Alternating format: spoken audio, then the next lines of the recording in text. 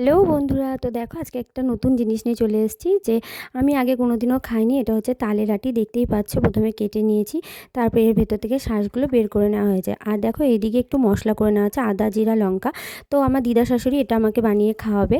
তো আমি কোনোদিনও আগে এটা খাইনি, তো সেজন্যই তোমাদের সাথে এটা শেয়ার করছি। তো দেখো এর মধ্যে নিয়ে নিয়েছি একটু বেসন, দেখতেই পাচ্ছ। তারপরে নিয়েছে মশলাটা, তার মধ্যে বেসন নিয়ে নিল, চালের গুঁড়ো দিয়ে দিয়েছে, তার মধ্যে পরিমাণ মতো লবণ আর হলুদ দিয়ে এই ব্যাটারটাকে ভালো করে গুলিয়ে নেবে।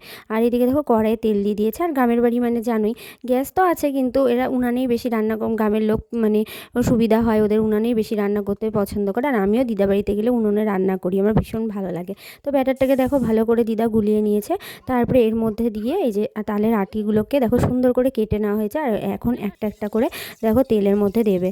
তো আমিও আগে কোনোদিনও এই জিনিসটা খাইনি, আমার তো ভীষণ ভালো লেগেছে। তো তাই ভাবলাম তোমাদের সাথে একটু শেয়ার করি, তোমরা এটা বানিয়ে খাবে, খুবই টেস্ট হয়, খুবই টেস্ট হয়। আর মশলাটার জন্য খুব ভালো লাগছিলো, মশলা দিয়ে করা হয়েছে দেখে আরও বেশি ভালো লাগছে। আর দিদা না খুব সুন্দর বড়া, তারপর আলুর চপ, এগুলো এত সুন্দর টেস্টি করে, খুব ভালো লাগে। তো দিদা আমাকে এটা করে খাইয়েছে, মানে কি বলবো, আমার ভীষণ ভালো লেগেছে। আমি নেক্সট টাইম গেলে আবারও দিদা বাড়িতে এটা খাবো। তো দেখতেই পাচ্ছ একটা একটা করে দিদা হচ্ছে কড়াই দিয়ে দিয়েছে। দেখো ভাজাটা প্রায় হয়ে এসছে, মানে আরেকটু হলেই হয়ে যাবে ভাজাটা।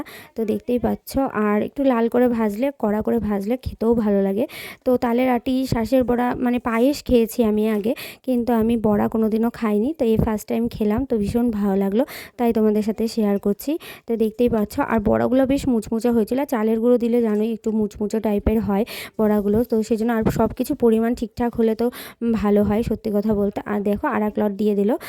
তো আমরা অনেকজন ছিলাম, তো সেজন্য অনেকগুলো করা হয়েছে। আরও বেশি করে আটি নিয়ে এসেছিলো, কিন্তু অনেক আটিগুলো না নষ্ট হয়ে যায়, তো সেই জন্য তো করা হয়ে গেছে, দেখতেই পাচ্ছ বাটিতে তোলা হয়েছে। তো ভালো লাগলে অবশ্যই লাইক কমেন্ট শেয়ার করো।